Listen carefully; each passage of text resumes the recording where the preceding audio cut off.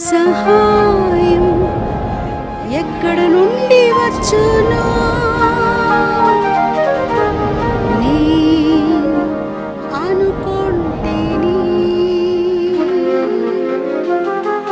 యెహోవా వలననే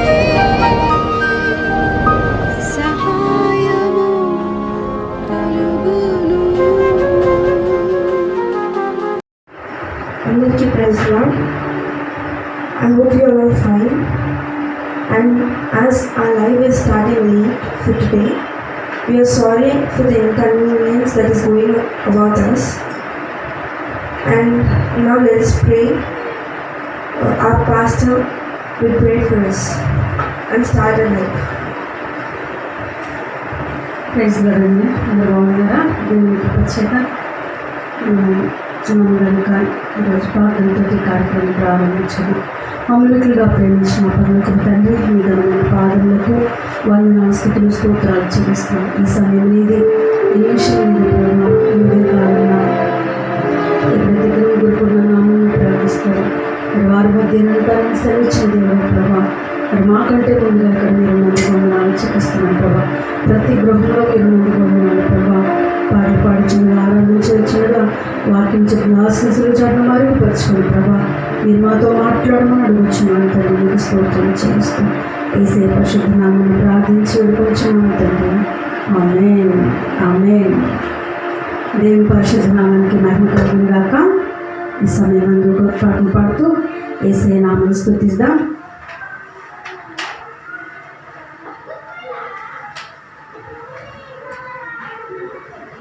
ప్రియుని సన్నిధానంలో ఆనందమానందని మాటల్లో చెప్పలేనిది అనే పాటలు పాడుతూ యేసయ్యను స్తుతిద్దాం.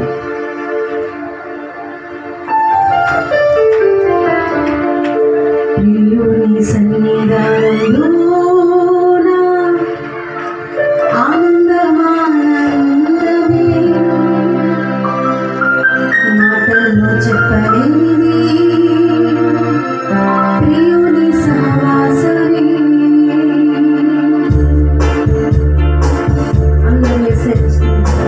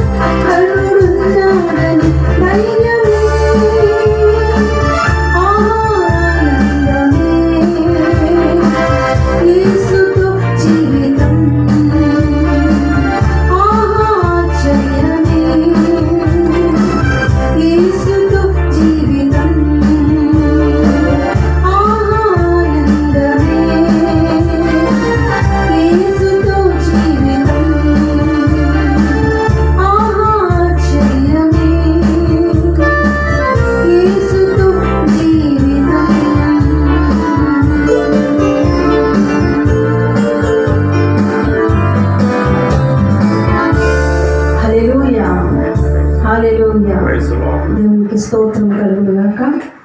మరి ఒక పాటను పాడుతూ యేసయ్య నామాన్ని స్తుతిస్తాం. మనందరికి వచ్చిన పాట పాడుచు దేవుని నామాన్ని కనపరుస్తాం. హల్లెలూయా. మహోన్నతుడ మా దేవ సహాయకుడా యెహోవా అనే పాటను పాడుతూ యేసయ్య నామాన్ని స్తుతిస్తాం. ఈ ఉదయకాల సమయం ముందు మరి దేవుని ఈ రీతిగా ఆరాధించడానికి మనకి ఇచ్చిన అవకాశం బట్టి దేవునికి వందనాలు చెల్లిస్తాం. హల్లెలూయా.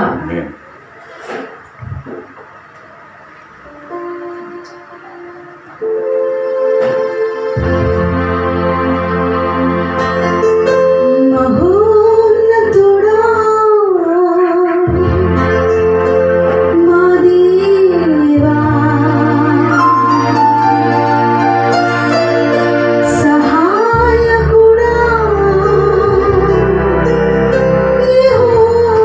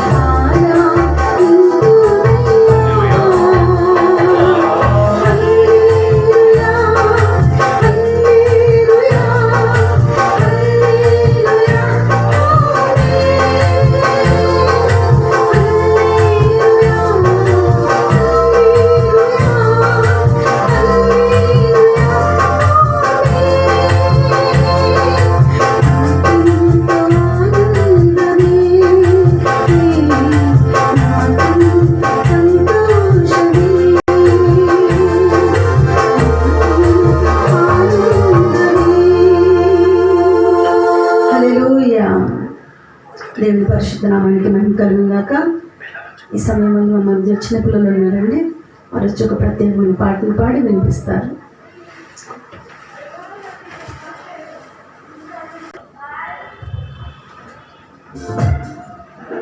दाविद ने गोलियत को गोफर से मारा।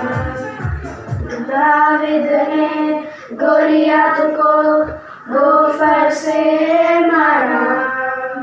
किस मारा? घुमा घुमा के मारा, घुमा घुमा के मारा, घुमा घुमा के मारा, घुमा घुमा के मारा।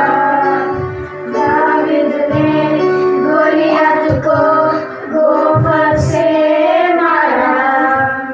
दाविद ने गोलियत को गोफर से मारा। घुमा के मारा, घुमा घुमा के मारा,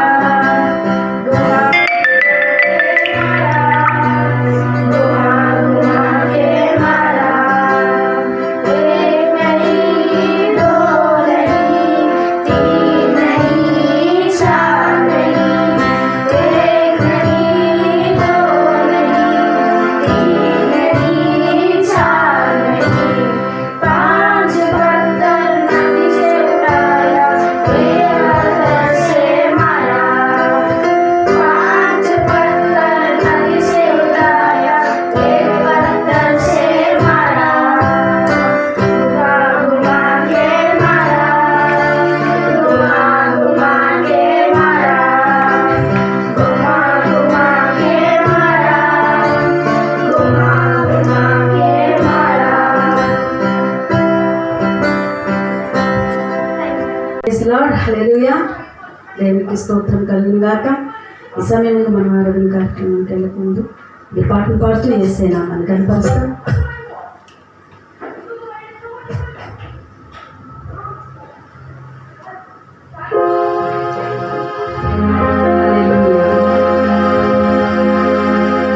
నిత్యం నిలిచేది నీ ప్రేమేసయా, నిలకడగా ఉండేది నీ మాటేసయా.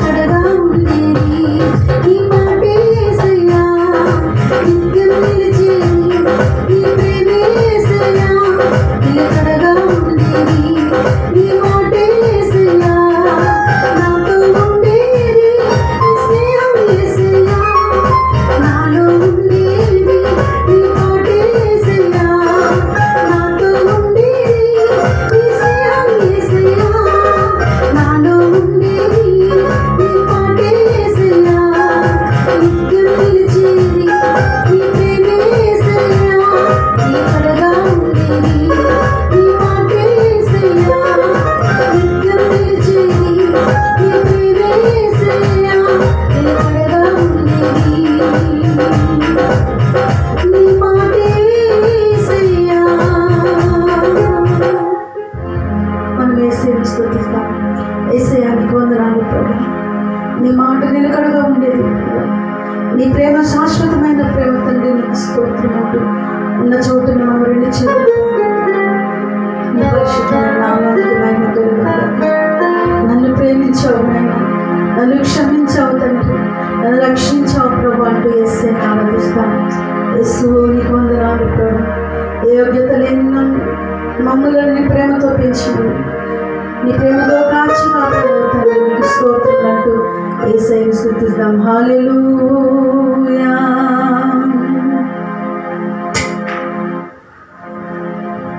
మంటి పురుగునైనా నన్ను ఎన్నుకుంటివే, విలువలేని నా బ్రతుకులకు ప్రేమ పంచినావు. మంటి పురుగునైనా నన్ను ఎన్నుకుంటివే, విలువలేని నా బ్రతుకులకు ప్రేమ పంచినావు. నీకెవరు సాటి రారయ్యా, నీకంటే లోకములో గనుడెవరేసయ్యా. నీకెవరు సాటి రారయ్యా, నీకంటే లోకములో గనుడెవరేసయ్యా.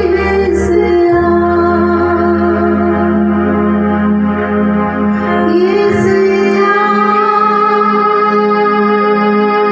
యేసయ్యా,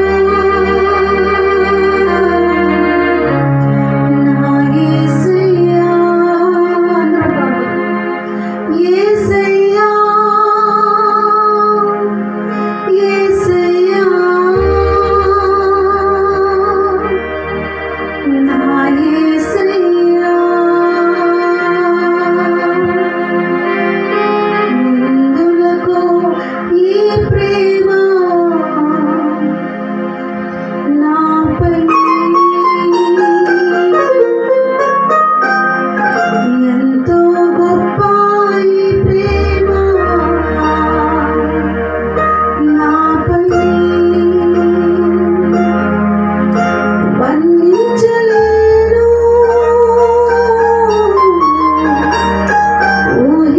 ఊహించలేను. నీదు సిలువ ప్రేమ యేసయ్యా, యేసయ్యా, నా యేసయ్యా. యేసయ్యా, యేసయ్యా, నా యేసయ్యా. హల్లెలూయా, హల్లెలూయా, హల్లెలూయా.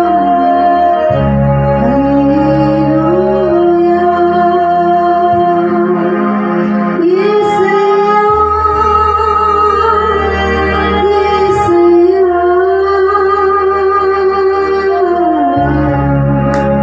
నా యేసయ్యా,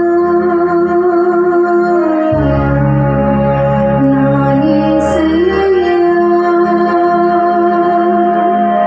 నా యేసయ్యా, నా యేసయ్యా.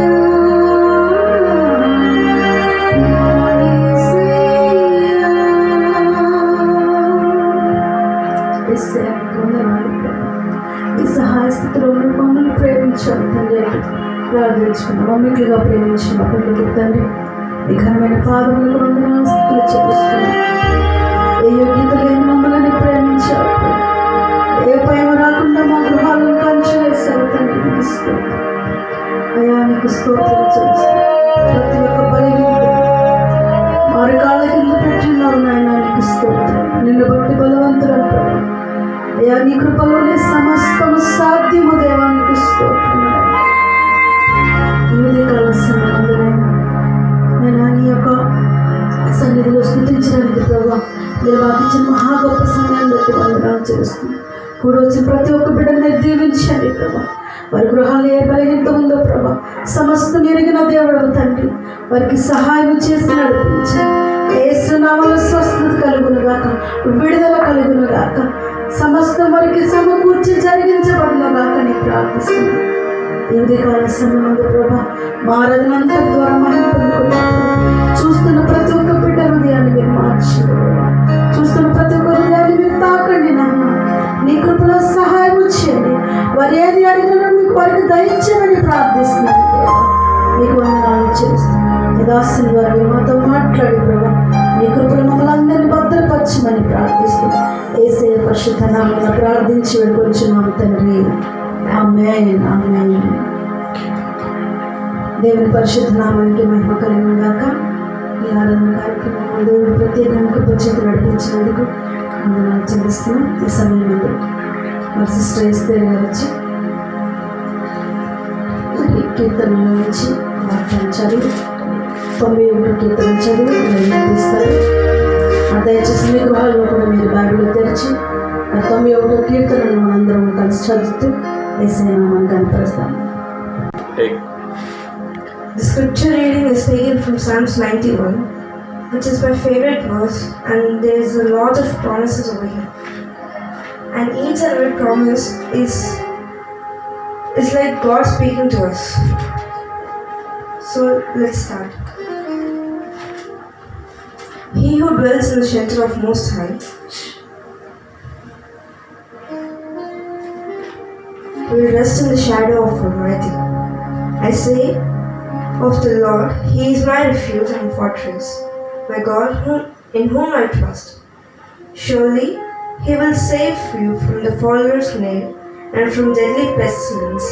He will cover you with His feathers, and under His wings, and you will find refuge. His faithfulness will be your shield and rampart. You will not fear the terror of night, nor the arrow that flies by day, nor the pestilence that stalks in darkness, nor the plague that destroys at midday. 1,000 may fall at your side, 10,000 may at your right hand, but it will not come near you. You will only observe with your eyes and see the punishment of wicked. You will make the Most High your dwelling, even the Lord, who is my refuge. Then no harm will be befall you, no disaster will come near your tent. For He will command His angels concerning you to guard you in all your ways. They will lift you up in your hands, so that you will not snare your foot against a stone.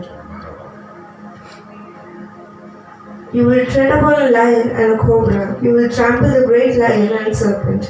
Because He loves me, says the Lord, I will rescue me and I will protect him, for He acknowledges my name, and He will call upon me, and I will answer him, and I will be with him in his trouble, and deliver him and honor him. With lifelong will I satisfy him and show him my salvation. May God bless His word of God. Thanksgiving to God. దేవుని పరిశుద్ధ నామానికి మహిమ కలుగును గాక. మరి ఇంతవరకు ఆరాధన మనందరం పాల్గొన్నాము. మరి వాక్యం ద్వారా మన దేవునితో మాట్లాడినారు. ఈ సమయం అందరూ దాసి మరి మన మధ్యకి వచ్చి వాక్యాన్ని ప్రకటిస్తారు. దేవుని పరిశుద్ధ నామములకు మహిమ ప్రభావములు కలుగును గాక.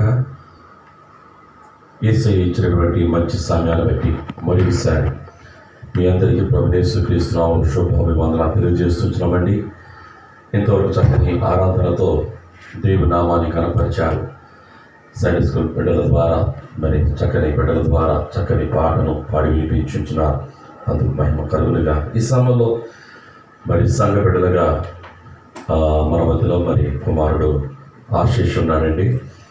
రాంబాబు గారు అలాగే బేబీ సిస్టర్ గారు ప్రేమించినటువంటి కుమారుడు ఆశీష్ ఈరోజు జన్మదిన వేడుక. ఈ రోజున మరి కలవలేకపోయినా ఈ లైవ్ ద్వారా బిడ్డకు విషెస్ తెలియజేస్తున్నాము. Happy birthday my son. And సంఘపరంగా మీ అందరికీ ప్రత్యేకంగా ఆశీస్సుకు ప్రత్యేకంగా మరి శుభాకాంక్షలు తెలియజేస్తున్నాను. నూతన సంవత్సరపు శుభాకాంక్షలు, పుట్టినరోజు శుభాకాంక్షలు వారికి, విశేషంగా కుటుంబానికి దేవుడు దీవించి ఆస్వాదించును గాక. ఈ సమయంలో చిన్న ప్రార్థన చేసి కొన్ని నిమిషాలు దేవుని వాక్యం మనం విని శ్రద్ధాశక్తులతో మనము ముందు కొనసాగుతాం. ప్రేమగల మా తండ్రి, దయచేసి ప్రభువా, నీవు ఇచ్చిన మంచి సమయాన్ని బట్టి వందనాలు. దేశమంతా, ప్రపంచమంతా కూడా నీ నామమును ఇలాగున స్తుతించడానికి, ఏదో ఒక రకంగా నీ నామమును వెదజల్లడానికి మీరు ఇచ్చేటువంటి మంచి సమయాన్ని బట్టి వందనాలు. ఈ సమయంలో నీ నామం కనపరుస్తుంటుగా, ధ్యానిస్తుంటుగా నీ కృప మీరు మాతో నడిపించి మహిమ పొందమని, విశేషంగా జన్మదినం జరుపుకున్నటువంటి కుమారుడు ఆశీష్ బాబు దీవించండి. నూతనమైనటువంటి సంవత్సరంలో నూతన దయా కిరీటం కుమారుడు నిర్మించండి. అలాగే నా ప్రభు సంఘ బిడ్డలందరి పేరు పేరు దీవించండి. ఎక్కడైతే స్టక్ అయిపోయి వచ్చినారో, ఎక్కడైతే వారి జీవితాల్లో నా ప్రభు బలహీనమైన పరిస్థితుల్లో వచ్చినారో ఒకసారి మీరు దర్శించి సకల పరిశుద్ధులను, సంఘాలను, వారి కుటుంబీకులను, సేవకులను, వారి కుటుంబాలను ప్రత్యేకంగా వాక్యం ఇచ్చిన మమ్మల్ని అందరినీ కూడా భద్రపరచమని యేసు నామమున ప్రార్థించి అడిగి పెట్టుకొని చూచున్నాను మా తండ్రి. Amen. Thank you so much. ఈ సమయంలో దేవుని వాక్యాన్ని మనం విందాం. దయచేసి కొన్ని విషయాలు ఈ యొక్క యూట్యూబ్ ద్వారా, లైవ్ ద్వారా కొన్ని విషయాలు మనం వినబోతున్నాము. 50వ అధ్యాయము 20వ వచనం ఒకసారి మనం జ్ఞాపకం చేసుకుంటున్నప్పుడు, the book of Genesis chapter 50:20 ఇలా దేవుని వాక్యం సమర్పిస్తూ ఉందండి. మనం చదువుకుందాం. మీరు నాకు కీడు చేయ ఉద్దేశించేది కానీ నేటి దినమున జరుగుతున్నట్లు, అనగా బహు ప్రజలను బ్రతికించినట్లుగా అది మేలుకే దేవుడు ఉద్దేశించాను. దేవుని స్తోత్రం కలుగును గాక. హల్లెలూయా. దేవుడు మేలుకే ఉద్దేశించాను. God intended it all for good. ఈరోజు మన అంశము, ప్రధానమైన అంశం ఏంటంటే దేవుడు సమస్తమును కూడా మనకు మేలునే దయచేసే దేవాతి దేవుడు. అందుకనే రోమా పత్రిక 8వ అధ్యాయం 20వ వచనం ప్రకారం ఆయనను ప్రేమించే వారికి, అనగా ఆయన దయా సంకల్పం చొప్పున పిలువబడిన వారందరికీ మేలు కలుగుటకై సమస్తమును కూడా సమకూడి జరిగించును గాక. ఆయన గొప్ప దేవుడు, ఘనమైన దేవుడు. ఆయన ఉద్దేశాలు వేరు, మానవుని ఉద్దేశాలు వేరు. ఆయన తలంపులు గొప్పవి, మన తలంపులు వంటివి కావు ఆయన తలంపులు. ఆయన ఆలోచనలు ఉన్నతమైనవి, ఆయన ఉద్దేశములు చాలా గొప్పవండి. మన పట్ల, నీ పట్ల, నా పట్ల ఆయన ప్రణాళిక ఎంతో ఉన్నతమైనది. ఆయన ఉద్దేశము బహు సంతోషకరమైనది. ఈరోజు మనం జ్ఞాపకం చేసుకుంటున్నప్పుడు, ఈ మాట మనం జ్ఞాపకం చేసుకుంటున్నప్పుడు, ప్రపంచ యావత్తు కూడా కరోన అనేటువంటి మహమ్మారితో అనేక రకాలైన ఉద్దేశాలు ఉన్నాయి మానవాళి పట్ల. సైంటిస్టుల్లో కానివ్వండి, డాక్టర్లు కానివ్వండి, లేకపోతే పనిచేస్తున్నటువంటి నర్సుల్లో కానివ్వండి, మరి చికిత్స పొందుతున్నటువంటి ఆ బిడ్డలలో కానివ్వండి, ఇంకా అనేక మంది, లక్షలాది మంది ప్రజలు మరి ఇన్ఫెక్ట్ అయ్యి మరి ప్రభావితులుగా అవుతూ అనేక లక్షలాది మంది ప్రజలు రానున్న దినాల్లో ఈ మరణానికి అప్పగించబడతారని చాలామంది న్యూస్ మనం చూస్తాను వచ్చిన.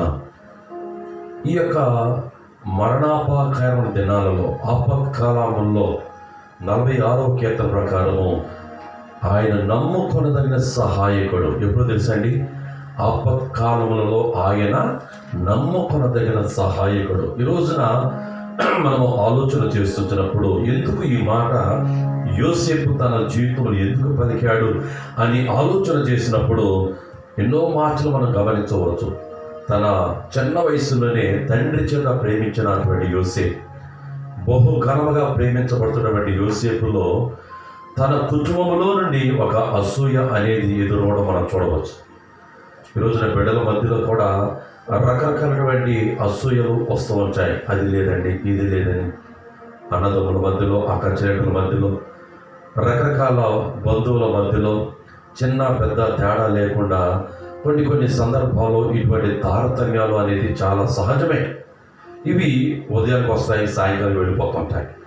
లేకపోతే ఒక నెల రోజులు ఉంటాయి, మరుసటి నెలలో మారిపోతుంటాయి.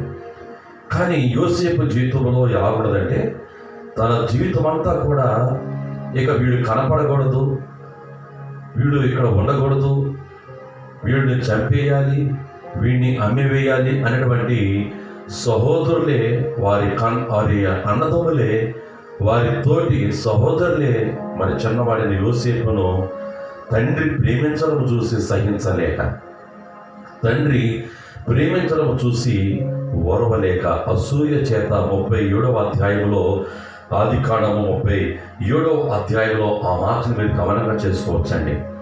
యాకోబు వంశావళి ఇది. యోసేపు 15 ఏండ్ల వాడై తన సహోదరులతో కూడా మందమేర్చుండెను. అతడు చిన్నవాడే తన తండ్రి భార్యలైన. ఓకే, మనం చదువుతూ జ్ఞాపకం చేసుకుంటున్నప్పుడు 3వ వచనంలో 4వ వచనంలో, మరియు యోసేపు ఇజ్రాయేలు వృద్ధాప్యమును పుట్టిన కుమారుడు కనుక తన కుమారుడు అందరికంటే ఎక్కువగా అతన్ని ప్రేమించి అతని కొరకు విచిత్రమైన నిలువుటంగి కుట్టించెను. అతని సహోదరులు తమ తండ్రి అతనిని తమకంటే అందరికంటే ఎక్కువగా ప్రేమించడం చూచినప్పుడు వారు అతని మీద ఏం చేస్తారంటే పగబట్టి, ఒక్క వస్త్రానికే అన్నదమ్ములు ఏమైపోతున్నారంటే పగబట్టేసినటువంటి స్థితిలో ఉన్నారు. ఒక అంగీ కొరకే ఆనాడు యోసేపు జీవితంలో అన్నదమ్ములందరూ కలిసి ఏమంటారంటే ఆ చిన్నవాడినటువంటి యోసేపు పైన పగపట్టినట్లుగా ప్రారంభమైంది కుటుంబ వ్యవస్థలో. ఈరోజు మనం జ్ఞాపకం చేసుకుంటున్నప్పుడు అంత మాత్రమే కాదు, ఇలాగ మనం జ్ఞాపకం చేసుకుంటున్నప్పుడు వారి జీవితాలలో 8వ వచనం కూడా ఒకసారి 5వ వచనం, యోసేపు ఒక కల కని తన సహోదరులతో అది తెలియచెప్పగా వారు అతని మీద మరీ పగబట్టారు. ఒక అంగీ కొరకే అసూయ పడిపోయారు. తండ్రి ప్రేమించుచున్నాడు అన్నటువంటి మాట ద్వారానే, ఆ క్రియ ద్వారానే అన్నదమ్ములందరూ ఏమైపోయారంటే అతని పైన అసూయ పడిపోయారు. Jealousy can ruin A family relationship. అసూయ అనేది కుటుంబాలను త్వరగా కూల్చేస్తుందటండి. యోసేపు తన జీవితంలో దేవుడు తోడై ఉన్నాడు అన్నటువంటి సర్వసత్యాన్ని తన హృదయంలో, తన అంతరంగంలో దేవుని సేవిస్తున్నాడు కాబట్టి తన అన్నదమ్ములందరూ కూడాను అతని పైన అసూయ పడిన, ఒక కలగలినప్పుడు వారికి చెబుతున్న వారు ఇంకా ఏమైందంటే వారి జీవితాల్లో మరింతగా పగపట్టినట్లుగా వారి జీవితాలు మనం జ్ఞాపకం చేసుకునవచ్చును. ఇంకా మనం జ్ఞాపకం చేసుకుంటున్నప్పుడు 8వ వచనం కూడా, అందుకు అతని సహోదరులు నీవు నిశ్చయముగా మమ్మల్ని వేలదువా, మా మీద నీవు అధికారి వగుదువా అని అతనితో చెప్పి అతని కళను బట్టి అతని మాటలను బట్టి అతని మీద మరింత పగబట్టేది. చూడండి, ఇక్కడ చాలా తారతమ్యాలు. ఒక చిన్న అంగీ కొరకే అసూయ వచ్చింది. తండ్రి బాగా ప్రేమిస్తున్నాడు అన్నటువంటి ఆ విషయం ద్వారా అన్నదమ్ములందరూ కూడా అసూయ పడిపోయారు. అంత మాత్రమే కాదు, అతను కలను కన్నాడటువంటి విషయాన్ని ఎప్పుడైతే బోధిస్తున్నాడో వినలేని చెవులు గలవారుగా ఉండి గ్రహింపు స్వభావం లేని వారిగా జీవిస్తూ రాబోయే సంగతులను గురించి తన ఇంటిలో ఒక చిన్నవాడుగా అందరికి బోధిస్తున్నప్పుడు వినలేని చెవులుగా మరి ఉంటూ ఆనాడు అన్నదమ్ములందరికీ ఎలా ఉన్నారంటే పగబట్టినటువంటి జీవితం వారు జీవిస్తున్నారు. ఈనాడు లేరా ఇటువంటి వారు? ఈనాడు లేరు ఇటువంటి క్రైస్తవ కుటుంబాలలో, ఎంతోమంది కుటుంబాల్లో మరి ఎంతో రీతులుగా అసూయ అనేది కుటుంబాల్లో ఎలతా ఉన్నదండి. పగబట్టిన జీవితాలు. ఎందుకు వారితో మాట్లాడాలి, ఎందుకు వారితో జీవించాలి, ఎందుకు వారితో ఉండాలి అన్నటువంటి స్థితిలో మానవుడు జీవిస్తూ ఉన్నాడు. యోసేపు తన జీవితంలో ఎన్నడూ కూడా కదల్చబడలేదు. నీతిమంతుడైన యోసేపు కదల్చబడిన వాడిగా తన యాత్ర ముందు కొనసాగిస్తున్నాడు. అంత మాత్రమే కాదు, మరి 11వ వచనం కూడా మనం జ్ఞాపకం చేస్తున్నప్పుడు, ఇదిగో అతని సహోదరులు అతని యందు అసూయపడిరి, అయితే అతని తండ్రి ఆ మాట మాత్రము జ్ఞాపకం ఉంచుకునేది. ఈరోజు మనం జ్ఞాపకం చేసుకున్నప్పుడు అన్నదమ్ములందరూ కూడా అసూయ పడినట్లుగా, అంత మాత్రమే కాదు, అసూయ పడమే కాదు, 37వ అధ్యాయం వచ్చేసరికి దురాలోచన వచ్చింది. అసూయ ద్వారా మానవ హృదయంలో రెండవది ప్రారంభమైంది. ఏంటంటే అది దురాలోచన. ఈ దురాలోచన ఎంతవరకు వెళ్ళిందంటే తన సొంత తమ్ముడైనటువంటి యోసేపును చంపడానికి కూడా వెనకాడలేదండి. తన సొంత తమ్ముడిని, రక్త సంబంధిగా ఉన్నటువంటి తమ్ముడిని కూడా చంపడానికి వెనకాడలేదు. అంతటి దురాలోచనలో అన్నదమ్ములందరూ కూడా ప్రయత్నం చేస్తున్నారు. తీరా ఒక గుంటలో వేశారు. నీళ్లు లేని ఆ గుంటలో అనేక రకాలైన విష పురుగులు ఉండవచ్చు. మరి అన్నదమ్ముల్లో మరొకరు మరలా మరి ఇక్కడ ఉండడం కాదు, కానీ మరి తను చంపకుండా మరి ఏం చేయాలంటే తను ఆ ఇష్మాయేలీయులకు వర్తకులకు అమ్మివేయాలని మరి ఒక ఆలోచన. ఏంటి ఆలోచన అంటే అమ్మివేయబడ్డం. చూసారా, ఒక అసూయ తన కుటుంబ వ్యవస్థలను ఏం తీసుకొచ్చిందంటే దురాలోచన తీసుకొచ్చింది. రెండవది మరణానికి అనగా పడద్రోయే స్థితికి తీసుకొచ్చింది ఇతరులను. మూడవది తన జీవితంలో ఆలోచన చేస్తున్నప్పుడు మరి అమ్మి వేసినట్లుగా తన సొంత తమ్ముని అమ్మి వేసినట్లుగా లేఖన భాగాలు సెలవిస్తున్నాయి. నా ప్రియ సహోదరులారా, దేవుని వాక్యం ఇచ్చినటువంటి నా ప్రియ తల్లులారా, ఈరోజున ఎన్నో కుటుంబాలు కలవు. ఒక అసూయ మానవ జీవితాన్ని పటాపంచలు చేస్తున్నాయి, కుటుంబాన్ని కలవర పెడుతున్నాయి, కుటుంబాలను చల్లాచెదురు చేస్తున్నాయి. అటువంటి తరుణంలో నీకు నాకు దిక్కు ఎవరంటే దేవాది దేవుడేనండి. హల్లెలూయా. అందుకనే ఆయనను ప్రేమించే వారికంట సమస్తమును కూడా సమకూర్చి జరిగిస్తాడు. యోసేపు తన జీవితంలో ఏ విషయంలో కూడా అధైర్యపడలేదు, ఏ విషయంలో కూడా తాను కలత చెందలేదు. సొంత అన్నదమ్ములే తన మీద ప్రయోగం చేసినా కూడా దేవుడు నాకు తోడై ఉన్నాడంతే. హల్లెలూయా. ఎంత గొప్ప రూపసివంతుడండి. ఎలాగా ఆమె విబడిన యోసేపు ఐగుప్తులో మరి ఒక ఫరో ఇంటిలో వెళ్ళినప్పుడు, పోతిఫర్ ఇంటిలో వెడబడినప్పుడు, ఆ యజమానిలో ఇంటి గృహంలో ఉన్నప్పుడు మరి దేవుని కటాక్షము యోసేపుపై అధికముగా ఉన్నదని, అది ఏది పని చేసినా అది సక్సెస్ అయిపోతుందండి. ఏ మాట ఆలోచన చేసినా ఆ ఆలోచన సక్సెస్, సఫలము. అందుకనే ఆ యోసేపును బట్టి ఆ ఇల్లంతటి పైన అధికారం చేశాడు. అక్కడ కూడా మరలా ప్రారంభమైంది నిందలు. ఆ పోతిఫరు భార్య ద్వారా శ్రమలు పాలైనప్పటికీ కూడాను పాపములకు చోటినవ్వకుండా, చూడండి అక్కడ చాలా చక్కని మాట.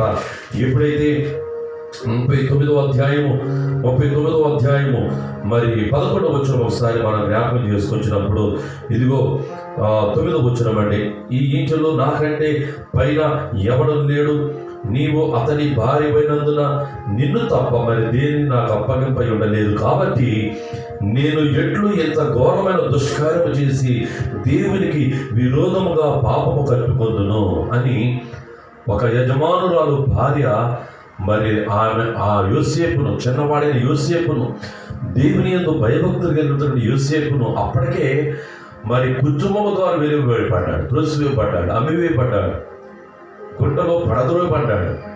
అటువంటి యోసేపు ఎవరు తెలియని ప్రాంతం, తల్లిదండ్రులు లేరండి, అన్నదమ్ములు లేరండి, రక్త సంబంధులు లేరండి. కానీ దేవుడు అతనికి తోడై ఉన్నప్పుడు అక్కడ కూడా ఒక భయంకరమైన ఉపద్రవం, అక్కడ కూడా ఒక కరోనా లాంటి ఒక పాపం, ఒక కరోనా లాంటి విష ప్రయోగము అతని మీద ప్రయోగం వచ్చేసింది. అయినప్పటికీ యోసేపు వచ్చి మార్చబెట్టే, ఇదిగో దేవునికి నేను ఎట్లు ఇంత ఘోరమైన దుష్కార్యం చేసి దేవునికి విరోధముగా పాపము కట్టుకొందును. ఎలాగున్నా తన ఇంటిలో నుండి మరి 12వ వచనము, అప్పుడు ఆమె అతని వస్త్రము పట్టుకొని తనతో సేనింపమని చెప్పగా అతడు తన వస్త్రమును ఆమె చేతిలో విడిచిపెట్టి తప్పించుకొని బయటకు పారిపోయాడు. వస్త్రం విడిచిపెట్టి పారిపోయాడు.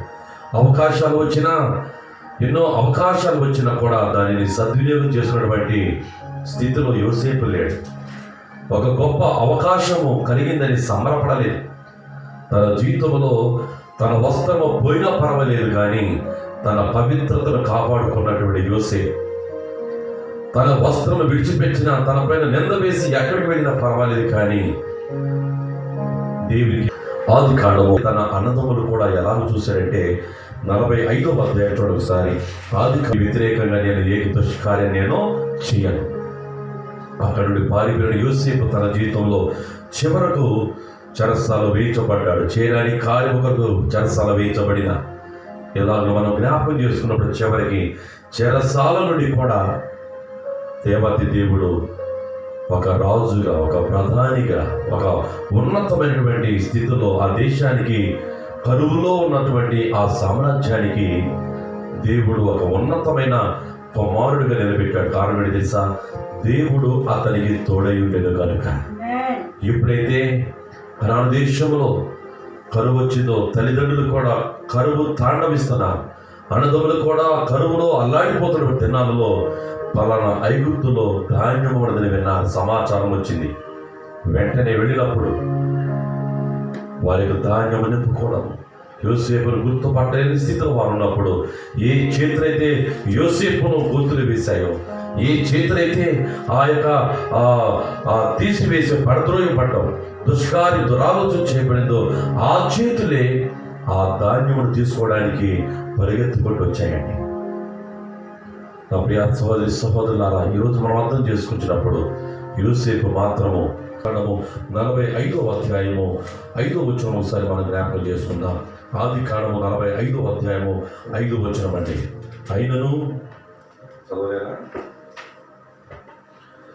అయినను నేను ఇక్కడికి వచ్చినట్లు మీరు నన్ను అమ్మి వేసినందుకు దుఃఖపడకుడి. చూసారా, అమ్మి వేసినటువంటి అన్నదమ్ములు ఏమంటున్నాడంటే, మీరు దుఃఖపడద్దు. చూడండి ఎంత విచిత్రం ఇక్కడ. ఆయన ప్రేమ చూడండి, ఆయనకు కనికరమ చూడండి, అక్కడ ఆయన మంచితనాన్ని చూడండి. ఇక్కడ ఈరోజు మనం అర్థం చేసుకోవాలి, దేవుడు ఎంత గొప్పవాడో. యేసు ప్రభువు మన కొరకు తన ప్రాణంగా పెట్టి, ఆయన మన కొరకు తన యొక్క శిలువ మరణమును భరించి ఆయన మన ఎంత గొప్ప ప్రేమను మన పట్ల చూపించాడు. ఈరోజు నీకు అర్థమైతే, ఆనాడు యోసేపు తన జీవితంలో భరించాడు, దురాలోచన నుండి, ఆ మరణంలో నుండి భరించాడు. అమ్మివేయబడినా కూడా, ఒంటరిగా మిగిలిపోయిన స్థితిలో కూడా యోసేపు అన్నిటిని కూడా భరించి చివరకు ఒక ఉన్నతమైనటువంటి అధికారిని నిలబడినప్పటికీ ఆ స్థానంలో యోసేపు అసూయ లేదండి. నా అన్నదమ్ములు వేశారు కదా, వీరిని ఎలాగ చేద్దాము, వీరిని ఎలాగ చూద్దాము అనే ఆలోచన ఏ కోశాన రాలేదు. రోజున చూసాము, ఎక్కడ చూసినా కూడా కీడుకు ప్రతి కీడు చేయని ప్రజలు పరిగెడుతుంటారు, కీడుకు ప్రతి కీడు చేయని పరిగెడుతుంటారు, కీడుకు ప్రతి కీడు చేయని మాట్లాడుతూ వచ్చారు. ఈ రోజుల్లో నా ప్రియ సంగమ, ఆలోచన చేద్దాం. యోసేపు తన జీవితంలో తన అన్నదమ్ముడు చూచాడు 5వ వచనంలో, ఇదిగో అయినను నేను ఎక్కడికి వచ్చినట్లు మీరు నన్ను అమ్మి వేసినందుకు దుఃఖపడకుడి. అది మీకు సంతానం పుట్టింపనీయకుడి. ప్రాణరక్షణ కొరకు దేవుడు మీకు ముందుగా నన్ను పంపించాను.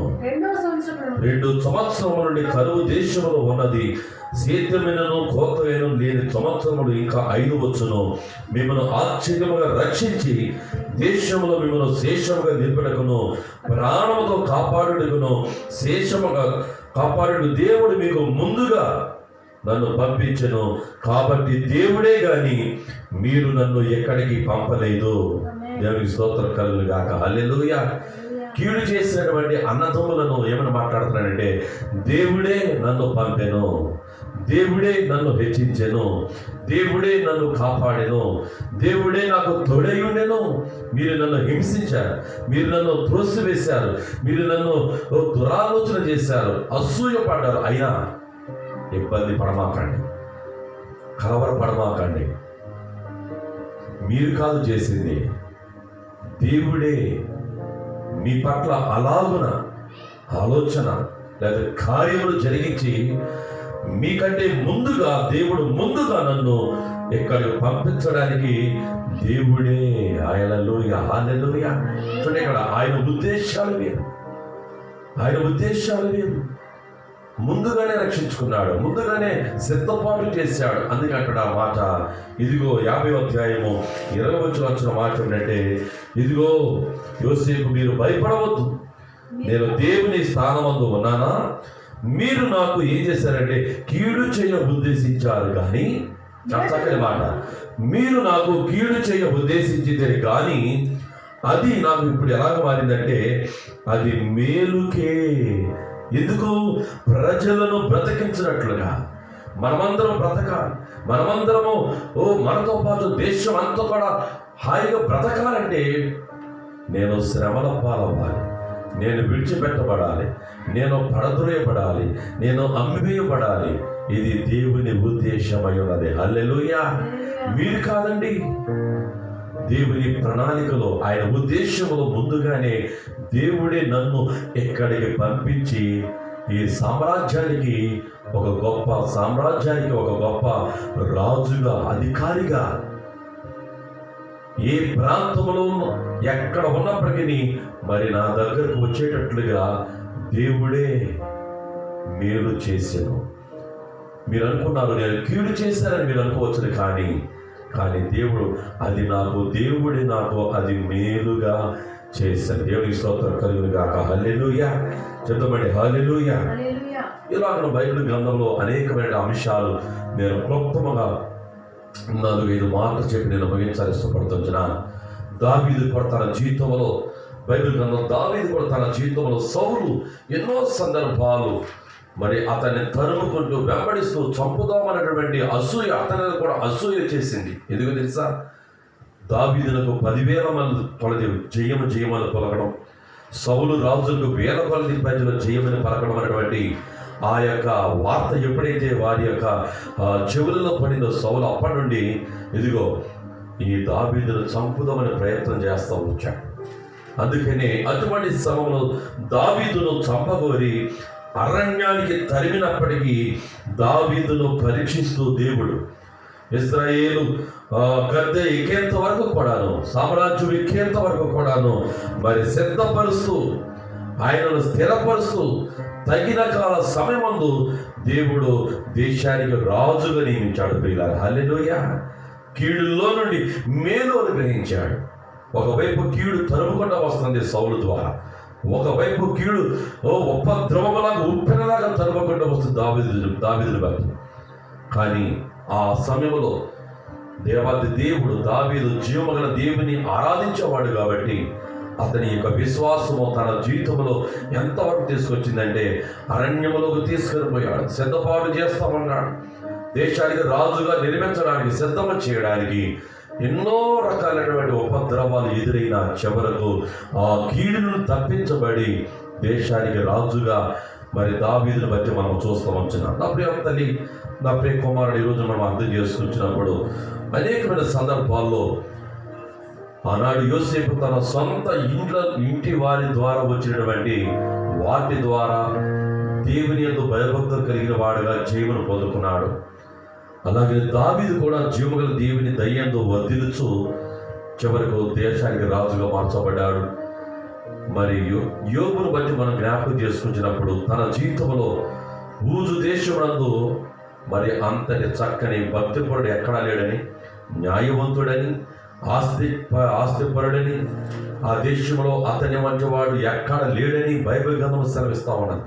అటువంటి యోబునకు కలిగినటువంటి జీవిత విధానాలు మనం జ్ఞాపకం చేసుకుంటున్నప్పుడు చూద్దాం ఒకసారి. యోబు గ్రంథము 1వ అధ్యాయము 9 నుండి 11 వచనాలు ఒకసారి మనం జ్ఞాపకం చేసుకుందాం ప్రియులారా. యోబు గ్రంథము 1వ అధ్యాయము 9 నుండి 11 వచనాలు చదివి సహాయం చేయండి. బయట తీసుకుని చదివి సహాయం చేయండి. Thank you Jesus. హల్లెలూయా. భూమి మీద అతని వంటి వాడెవడూ లేడు అని అడగగా అపవాది, యోబు ఊరికే దేవుని భయభక్తులు కలవాడాయన, నీవు అతనికి, అతని ఇంటి వారికి, అతని కలిగిన సమస్తమును చుట్టూ కంచి వేస్తువు కదా. నీవు అతని చేతి పనిని దీవించుట చేత అతని ఆస్తి దేశంలో బహుగా విస్తరించినది. అయినను నీవు ఇప్పుడు నీ చేయి చాపి అతని కలిగిన సమస్తం మొత్తినెడలా అతని నీ ముఖం ఎదుటనే దూషించి నిన్ను విడిచిపోవు అని యెహోవాతో అనగా, యెహోవా, ఇదిగో నీవు అతని కలిగిన సమస్తం నీ వశం ఉన్నది, అతనికి ఏమాత్రం హాని చేయకూడదని అపవాదికి సెలవేగా వాడు యెహోవా సన్నిధి నుండి బయలువెళ్ళెను. ఇలాగ మనం జ్ఞాపకం చేసుకుంటున్నప్పుడు యోబు జీవితంలో ఒక యథార్థవంతుడిగా, న్యాయవంతుడు, దేవుని భయభక్తులు కలిగిన వాడు, చెడుతను విసర్జించిన వాడు, 7 కుమారులు 3 కుమార్తెలు కలిగిన వాడు, 7,000 గొర్రెలు, 3,000 ఒంటెలు, 500 జతల ఎడ్లు, 500 ఆడగాడిదలు, బహుమంది పనివారు అతనికి ఆస్తిగా ఉంది. తూర్పు దిక్కు జనులందరిలో అతడే గొప్పవాడుగా ఉన్నాడు. అతను చాలా గొప్పవాడుగా ఉన్నాడు అతను. అటువంటి యోబు ఎంత భయభక్తులు కలిగి జీవిస్తాడంటే ప్రతి దినము ఒక్కొక్క గృహంలో తన కుమారుల ఇళ్లలో మరి ఒకవేళ మరి ఎలాగో వారు ఆరాధన చేస్తున్నారంటే, ఎలాగో వారు కూడుకుంటున్నారంటే, అతని కుమారులందరూ వంతులు చొప్పున అనుదినము ఒకరినొకరు తమ తమ ఇళ్లలో విందు చేయని కూడినప్పుడు తమ ముగ్గురు అక్క చెల్లెళ్ళు తమతో కలిసి అన్నపానములు పుచ్చుకొనవలని వారిని పిలిపించుతూ వచ్చారు. మరి ఎప్పుడైతే వారి వారి విందు దినములు పూర్తి వచ్చినప్పుడు యోబు తన కుమారుడు పాపము చేసి తమ హృదయంలో దేవుని దూషిస్తారేమో అని వారిని పిలిపించి వారిని పవిత్రపరిచి అరుణోదయం లేచి వాళ్ళు ఒక్కొక్కరి మీద ఏం చేస్తారంటే దహన బలి అర్పించుతూ యోబు నిత్యము కూడా అలాగూ చేస్తున్నాడు. అనగా ప్రతినిత్యము కూడా దేవునికి ఏం చేస్తున్నాడు? దహన బలి చేస్తున్నాడు. ఎంత గొప్ప భయభక్తులు కలిగిన వాడంటే ఆస్తిపరుడు చేయగలుగుతున్నాడు.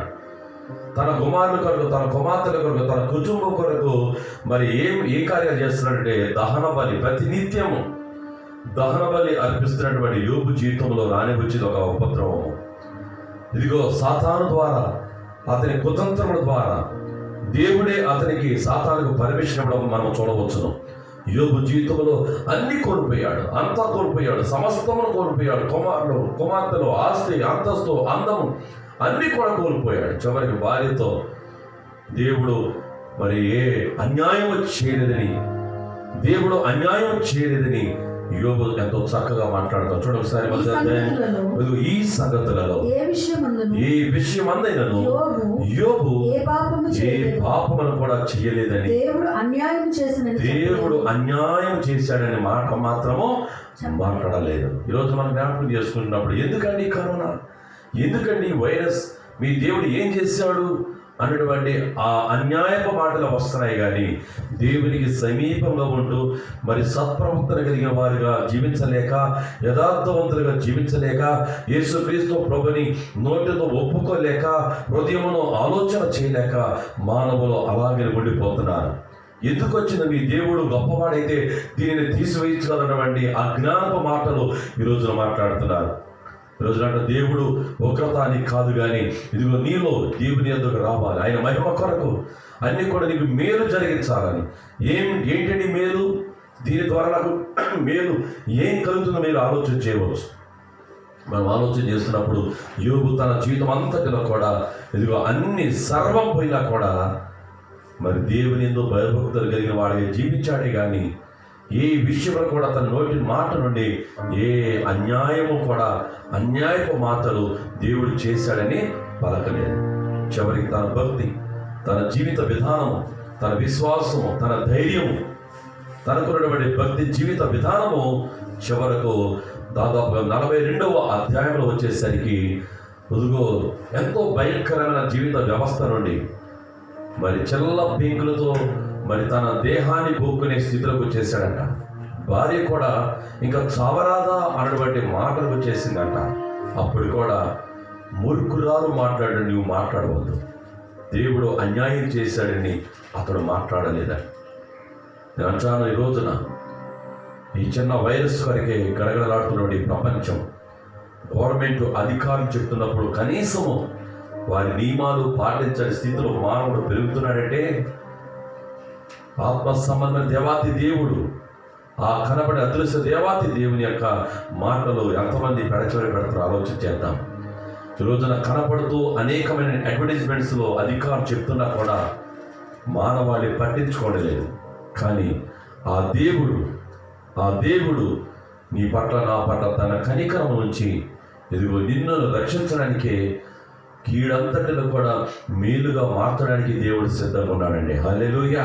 యోబు పోగొట్టుకున్న దాని ఎంతో ఉండవచ్చు, కానీ రెట్టింపు ఆశీర్వాదాలు మరి మునుపటి దానికంటే అధికమైనటువంటి ఆశీర్వాదాలు పొందుకున్నట్లుగా 42వ అధ్యాయంలో చివరి అధ్యాయంలో మనం చూడవచ్చండి.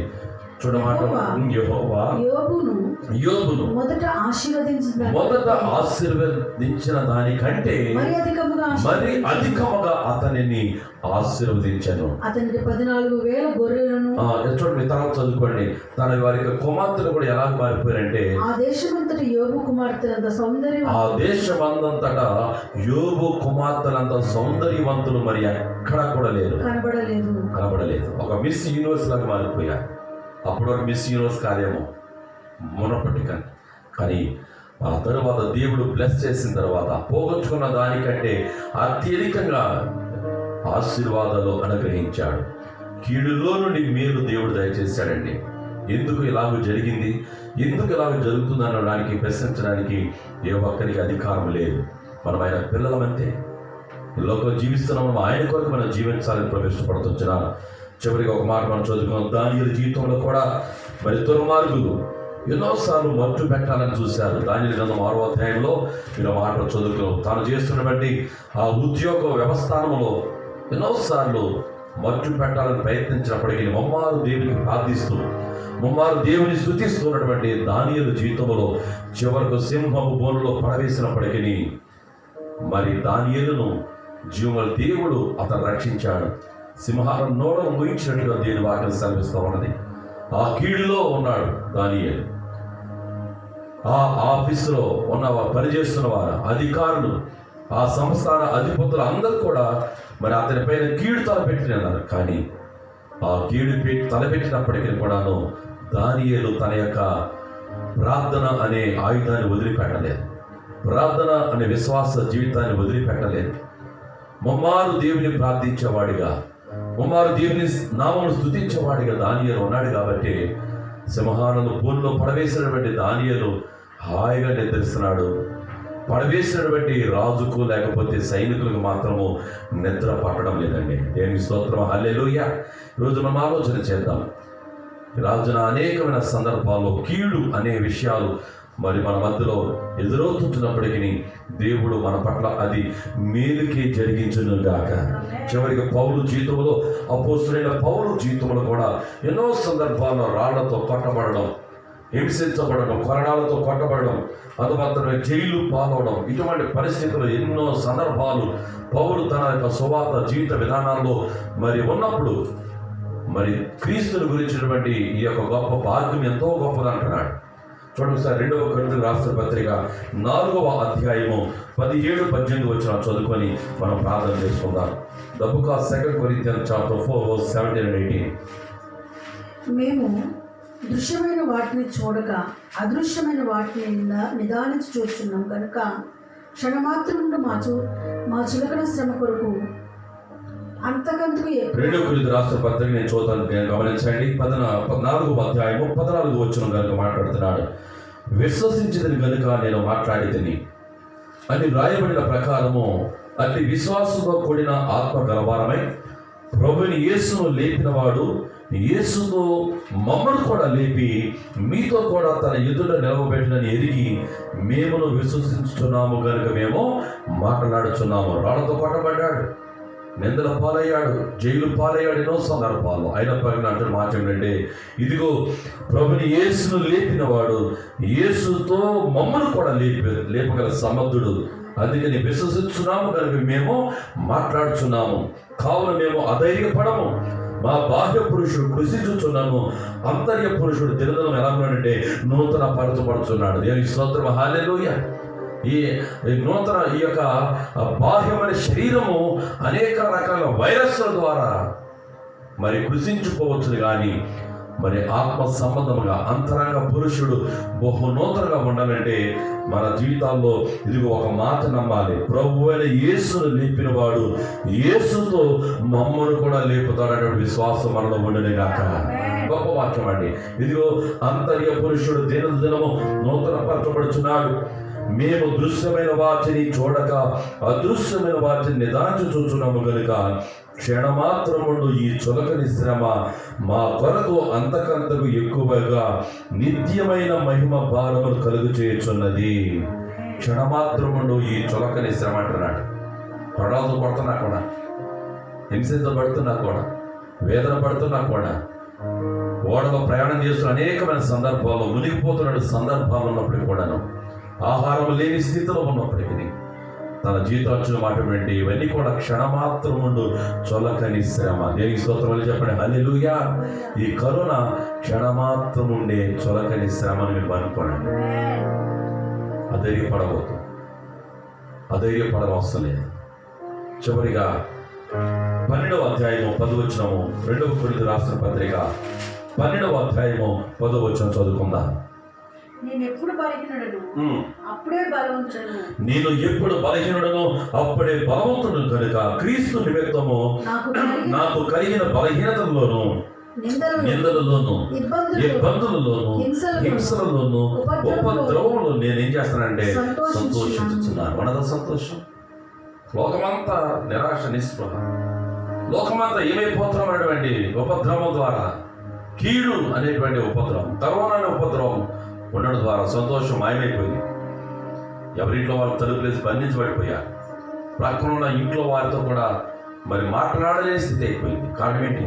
చేసుకున్నప్పుడు అపోస్తులైన పౌలు ఫిలిప్పీయులకు రాస్తున్నటువంటి ఈ యొక్క మాటలో, నాకు సంభవించినవి సువార్త మరీ ఎక్కువగా ప్రబలం ఒకటికి సమకూడని మాట్లాడుతున్నాడు. ఎందుకు తెలుసా?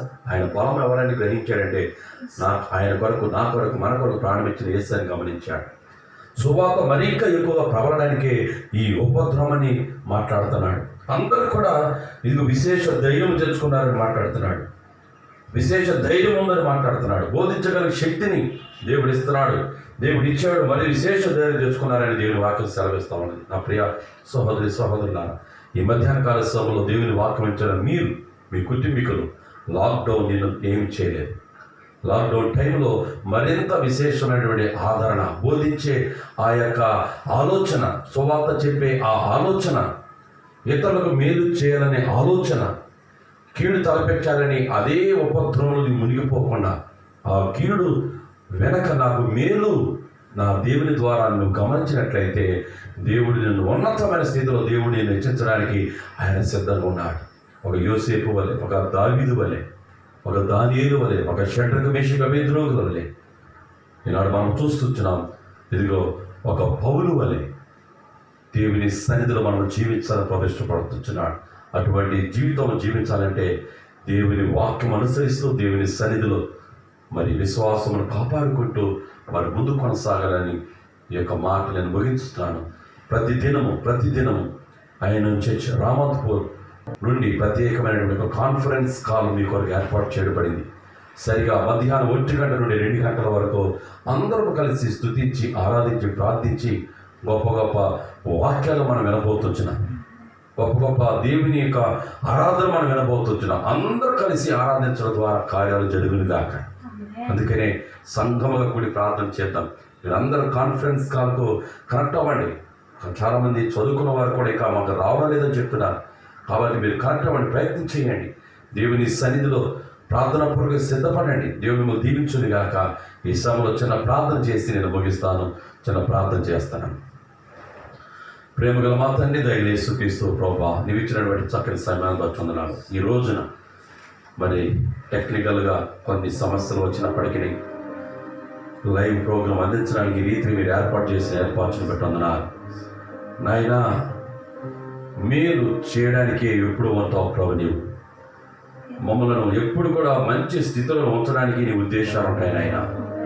కీడు చేయాలని కుటుంబంలో ఉన్నటువంటి యోసేపు కుటుంబాలు మేము చూసాం. అయినప్పటికీ అది మేలుగానే నువ్వు చూపించావయ్యా. ఉన్నతమైనటువంటి ప్రణాళికలు కలిగినటువంటి వ్యవస్థలో పనిచేస్తున్న దానియేలును మేము చూసాం. తన యొక్క సంస్థానంలో కూడా తనను ఉన్నప్పుడు ఎంతో కీడు తలపెట్టినప్పటికీ అటువంటి వ్యవస్థలో కూడా ఆ యొక్క సామ్రాజ్యంలో కూడా నువ్వు ఎంతగానో నిలబెట్టావు ప్రభు. నీకు వందనాలు. ఈ రోజున ఈ విషయాల ద్వారా మానవుడు కీడు అని దాన్ని ఆలోచన చేస్తున్నాడు. దాని వెనక ఒక గొప్ప మేలు ఉన్నదని దేవుని వైపు చూస్తూ, దేవుని పైన ఆధారపడుచు, దేవుని కొరకు జీవించే ఆ గొప్ప భాగ్యాన్ని మా బిడ్డలందరికీ మీరు అనుగ్రహించమని, ఈ ఉపద్రవంలో ఉన్నామని నాయనా ఇంకా అలాగే ఉండిపోకుండా యేసయ్య నన్ను లేపుతాడు, యేసయ్య నన్ను నిలబెడతాడు, యేసు కృప, యేసు రక్తము నన్ను జీవింపజేస్తున్నటువంటి ఆ మహా ఆనందంతో, సంతోషంతో బిడ్డలందరూ బ్రతకండి కృపను గ్రహించమని ఈ వారమంతా నీ దైవస్థను నడిపించి ప్రార్థన చేస్తూ యేసు నామమున ప్రార్థించి అడిగి వేడుకొని చుంటున్నాను మా తండ్రి.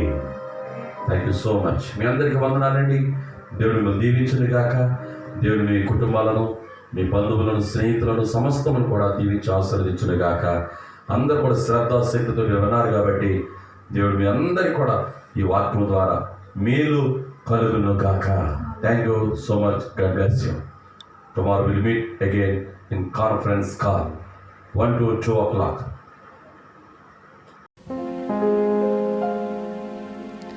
సహాయం ఎక్కడ నుండి వచ్చునో